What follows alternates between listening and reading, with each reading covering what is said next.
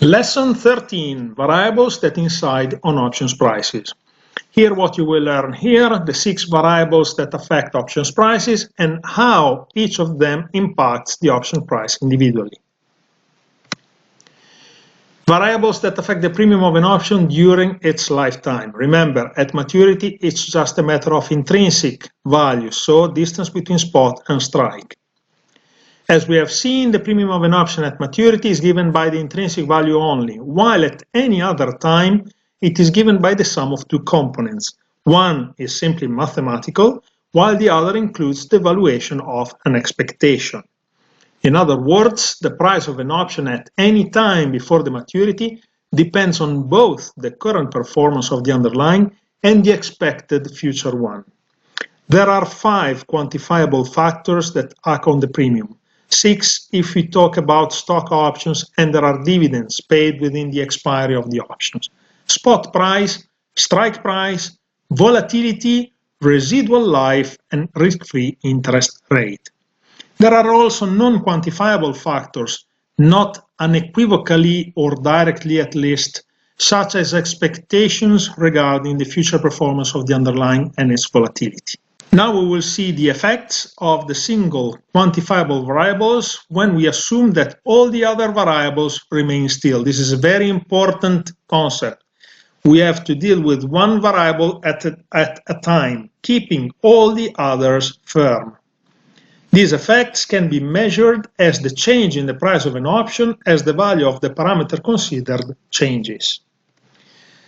A very important basic hypothesis, all that follows is valid only on the basis of a specific hypothesis, that is, that it is possible to isolate the effect of a variable on the premium of an option, keeping all the other parameters firm.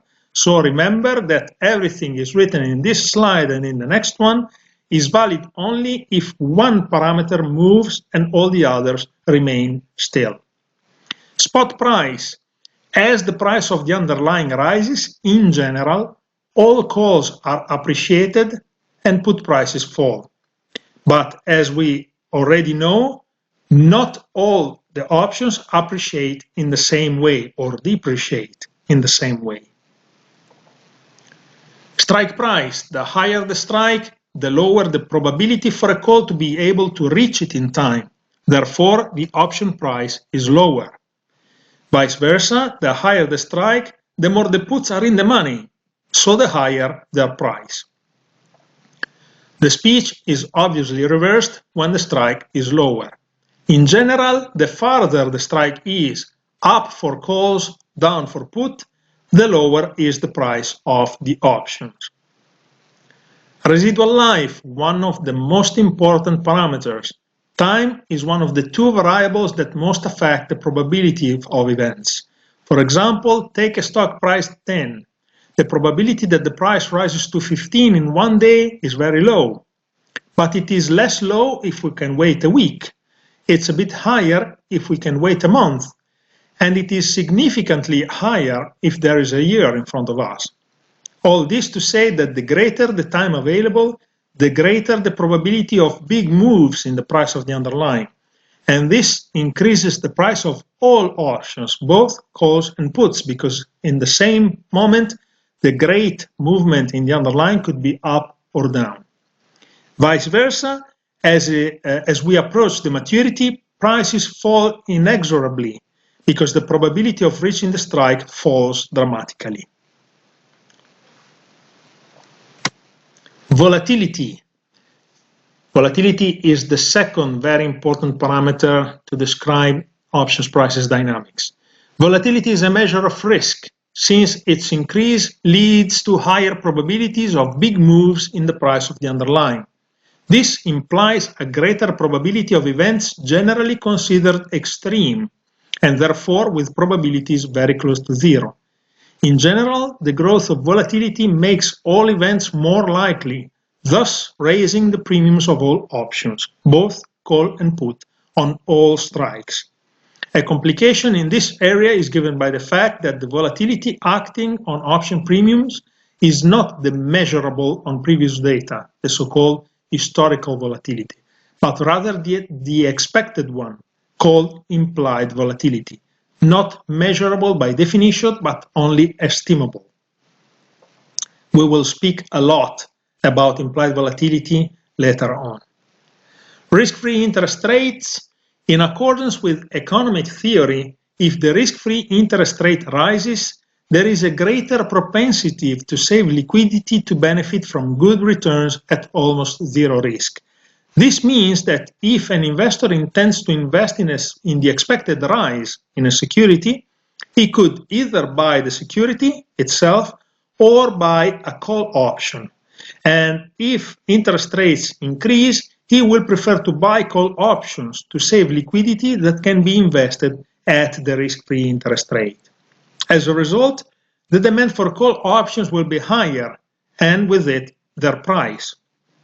To open short positions, however, buying put will not be convenient. It will instead be convenient to sell short the security, collect the money, and invest it at the risk-free interest rate, assuming that this is possible. Remember, we said something like this in the field of futures when we talked about the pricing, the correct pricing of futures. One of the hypotheses was that you could use the money collected from short selling of the underlying. Here we are doing the same, assuming that we short sell the security, collect the money, and we can use it. If we could invest it at the risk-free interest rate, it would be more convenient than to buy put options. This will lead to a contraction in the demand for put and therefore of the respective prices. If, on the other hand, the risk-free rates drops, the prices of call options fall and those of put options increase. When dealing with stock options, you may have to deal with the payment of dividends between the current day and the expiry date of the options.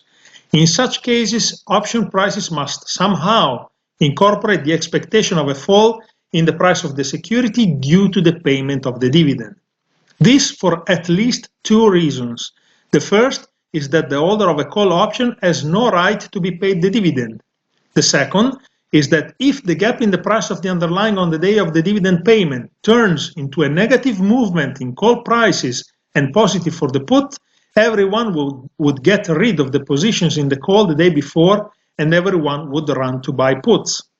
The dividend would indeed give a certain profit to those who hold put options and a certain loss to those who hold call options.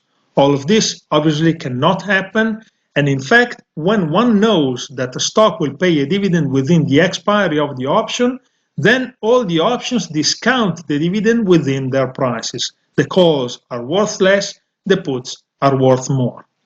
If the dividend is not known yet, it happens when you have to price an option with a very far maturity, the market estimates it using the series of past dividends and on the basis of considerations regarding the expected rate of dividend growth. Let's see in a final overview the effects of all quantifiable factors on premiums. On the left table, we have what happens if the value of the parameter increases, and on the right-hand side, we have what happens if each and single parameter decreases. If the underlying price goes up, call options prices increase, put option prices decrease. If the underlying price goes down, call options prices decrease, put options prices increase.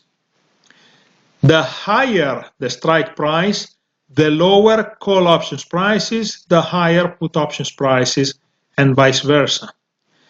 The longer the time to expiry, the higher both calls and puts prices. The shorter the time to expiry, the lower the prices of both calls and puts. The higher the risk-free interest rate, the higher the prices of calls, the lower the prices of puts, and vice versa. If the dividend is higher than expected, this applies, of course, only when you do not know yet the value of the dividend that will be paid. You estimate it, then after a while you find out you made a mistake because the dividend is higher than what you expected. Then prices of calls drop, prices of puts increase, and vice versa if the dividend is lower than what you expected. Implied volatility, the higher it is, the higher are prices of both calls and puts. If the volatility is lower, the lower are prices of both calls and puts. For now, that's all. Thank you for your attention as usual.